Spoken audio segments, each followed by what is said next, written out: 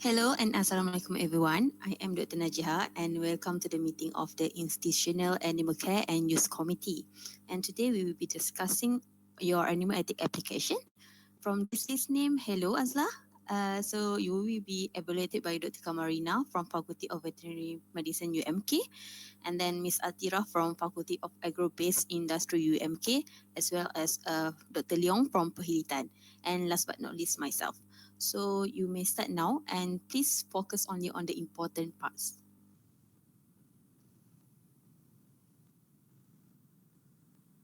Okay, thank you. I'll share my screen now.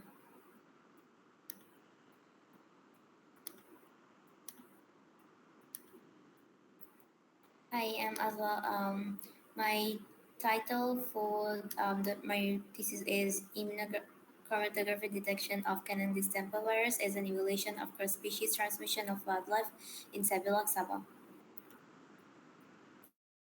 Uh, So basically, for a summary of this project, I would be going to Bona Sanda Conservation Center as well as Orangutan Rehabilitation Center in Sabah, and then I would be collecting blood from 6 different species, and then I would be using an antibody rapid test kit to check for antibodies of CDV.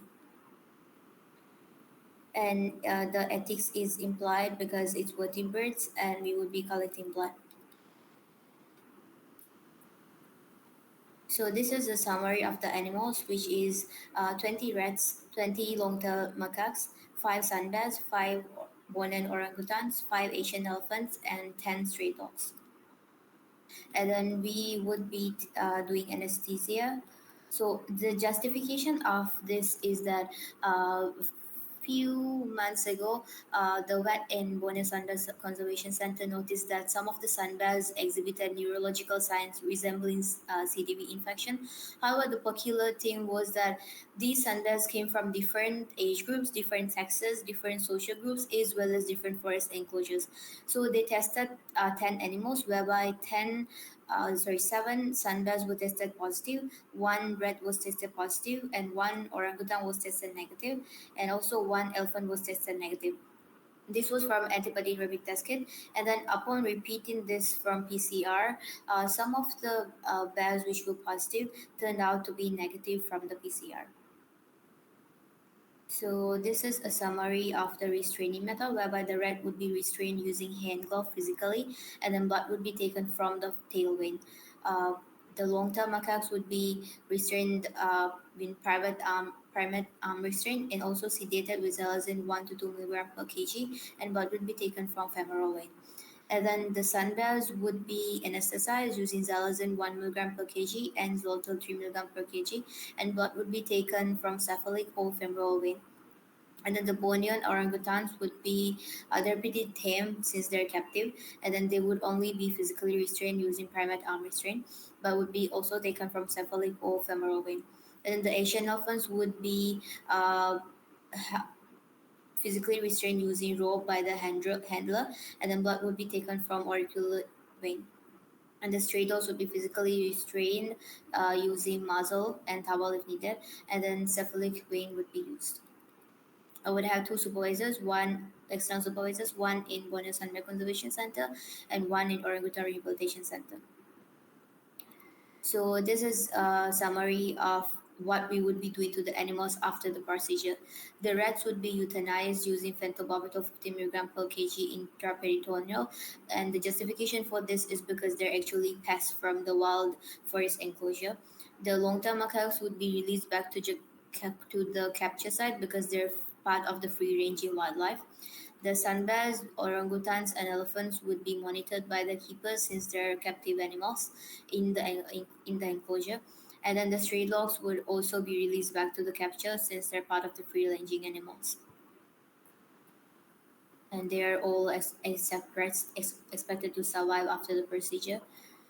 And then the rest would be disposed by burying.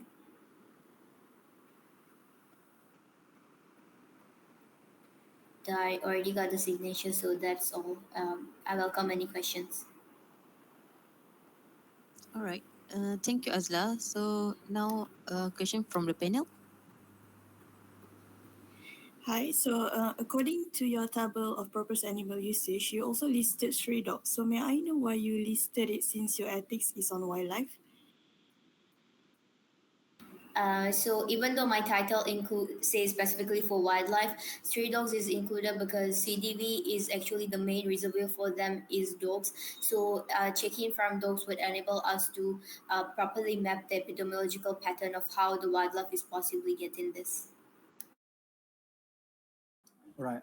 Azla, the CDV test kit that you use is specially used for canine. So has it been studied or tested on wildlife before? Yes, even though it's actually for dogs, it's been used extensively even years before in places like Africa and even in the former outbreak in tigers in Malaysia. All right. Thank you. Okay, hi Azla. In your opinion, do you think that this study has any benefit to human? Yes, definitely. Because CDV is actually from the same origin as human measles virus. And it's so similar that studies have shown that if you put measles virus antibodies in primates, then they actually get cross immunity for CDV. And also in experimental setting, if we use the primate version of CDV and do a mild change in the S gene, then it's shown that it really easily infects humans. So it could be said that CDV being infecting humans is a potential future pandemic. So it's important to monitor it in wildlife. So, any more questions from the panels? Right. So, last question from me, Azla. How many ml of blood are you taking from each animal, and how do you know that you do not exceed the maximum allowable level? So the rapid test kit needs only one drop, and this means that about zero point 0.5 ml of serum should also be enough. So we would make sure that we don't exceed more than 1% of each animal's body weight. All right. I think that's it. So, we have come to the end of our meeting. Thank you, Azla, and thank you, everyone. Thank you, doctors and everybody.